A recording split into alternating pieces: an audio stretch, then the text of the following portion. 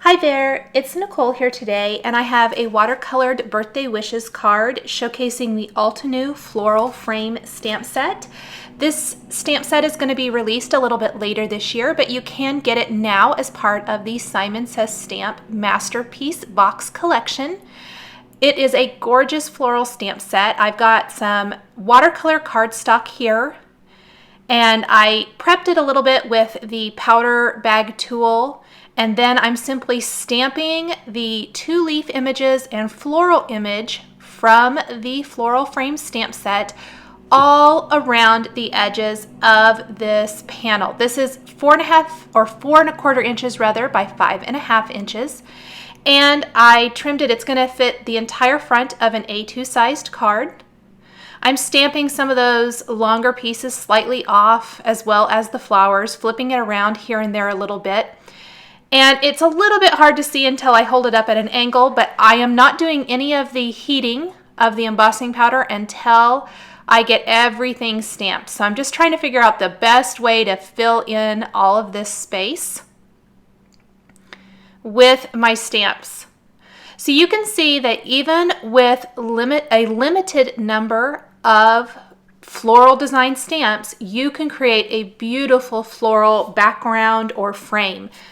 I am creating all of this with just these 3 designs. Now there are some great little filler designs, as well as it looks like there is 6 different greetings you can use. There's 3 pretty good sized greetings and then 3 single word greetings. So lots of different options here, plus they will work with lots of different card designs, which I always love versatile greeting stamps like this. So they're really nice sized greetings. I think they're really beautiful.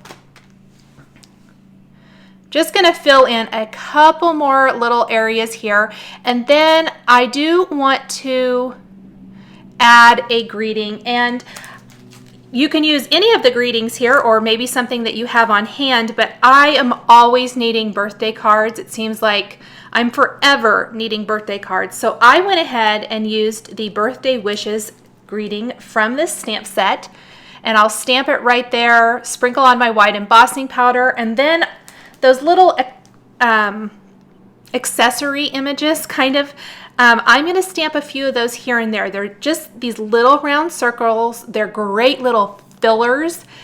I didn't want to do too many of them, but I did add several of them here and there. Once I have all of that stamped, I'm going to grab my heat gun, and making sure that it's really nice and hot, I'm going to heat it up, and then I'm going to bring it to my paper and heat this whole thing up. When you have a lot of stamping like this or a big background design, you want to make sure you're moving that heat tool pretty often. You don't want to scorch the paper anywhere. So I like to kind of just move it all over the design, and then I can come back, and you can see as the paper starts to heat up, it melts a lot quicker. So all that embossing powder is nice and melted. Move it around so hopefully you don't get too much warping of the paper. Then I'm going to take some of these watercolors. They are gorgeous, beautiful watercolors, really highly pigmented. This is my first time using them, so you're going to get to see, as well as I'm going to get to see, how well they work. If you watch my videos, you've probably seen me use distress inks for watercoloring a lot, which I do absolutely love, but they're going to be much more watered down. I have found these are much more pigmented, depending on how much you pick up or how much water you use with them. You can definitely get a whole variety of different looks. If you use a little less water, you're going to get much darker color with all of these.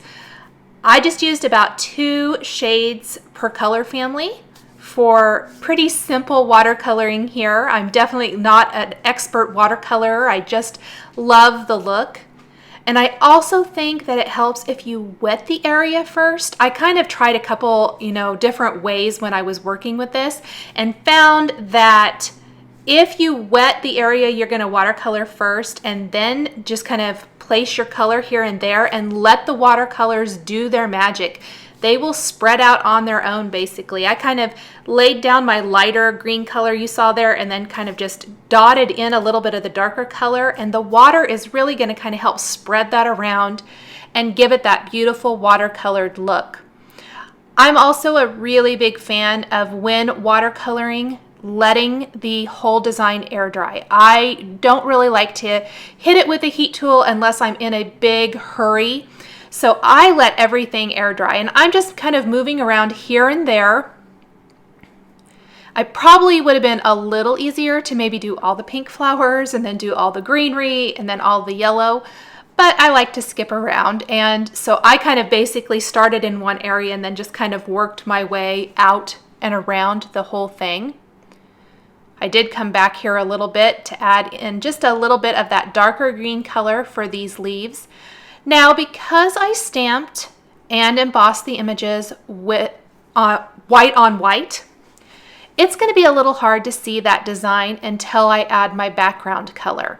And all along, one of the reasons I stamped and embossed my greeting in white on the white paper is because I knew I was going to color in all the images and then come back in with a blue background color or an aqua background color and lay down that color, and you're going to get that embossed resist look.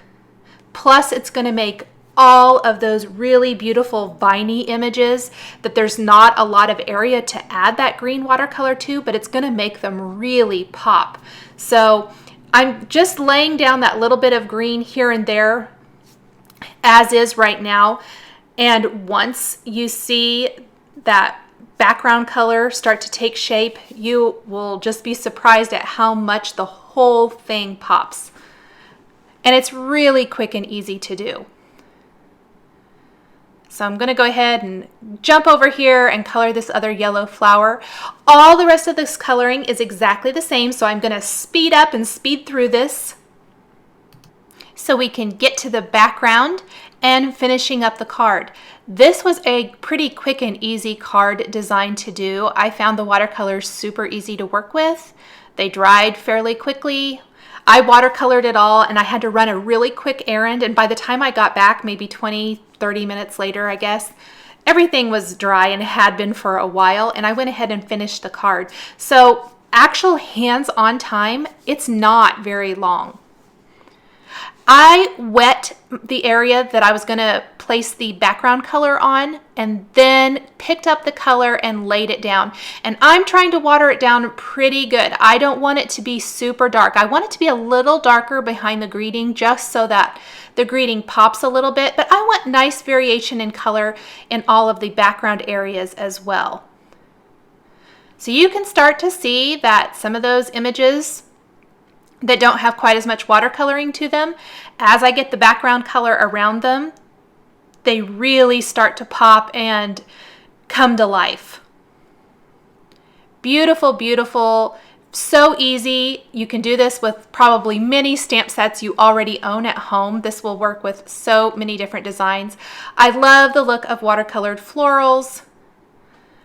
I like stamping them and embossing them with white embossing powder like this and then painting the whole panel.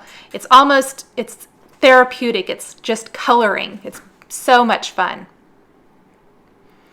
Blend out some of those areas that maybe got a little too dark. Fill in these last few little areas.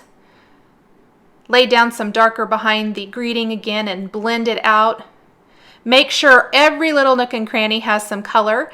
And then I grabbed a little bit darker blue color, and I'm just going to fill in those little filler stamp images, those little dots with those darker blue.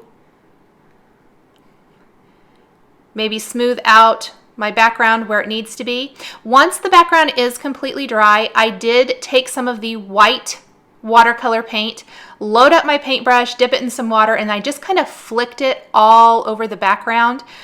It's very, very subtle, just adds a little bit of distressing here and there. Not a ton, just a little bit. I think it adds to the look of the finished design. Once this is completely dry, I'm going to take a 1/4 inch corner rounder, round all 4 corners of my watercolored panel, also of my side fold card base, and then I'm going to attach that panel directly to my card base. I think the rounded corners soften the look of the card just a little bit, which works well with a floral card, I think. Now, it's perfectly beautiful just the way it is here, but you can also take some gemstones or little droplets and things like I did here. These are all from Pretty Pink Posh, and add those to the card. I'm using some Zotz Bling glue dots to attach these. And you probably saw that blue cloth. I buffed the entire image, so any paint color that was sitting on top of any embossing, I buffed that off before I added any of these dimensional embellishments. Just add a nice scattering of these all over the card. I'm using the sparkling clear sequins and also the small droplets. Thanks for watching this video showcasing the beautiful floral frame stamp set from Altenew. The supplies I've used are listed and linked below the video here on YouTube. Here are a couple more cards showcasing stamp sets from the Simon Says Stamp Masterpiece box that you might be interested in. Please subscribe for weekly card making and stamping videos. Thanks for watching, and we'll catch you next time.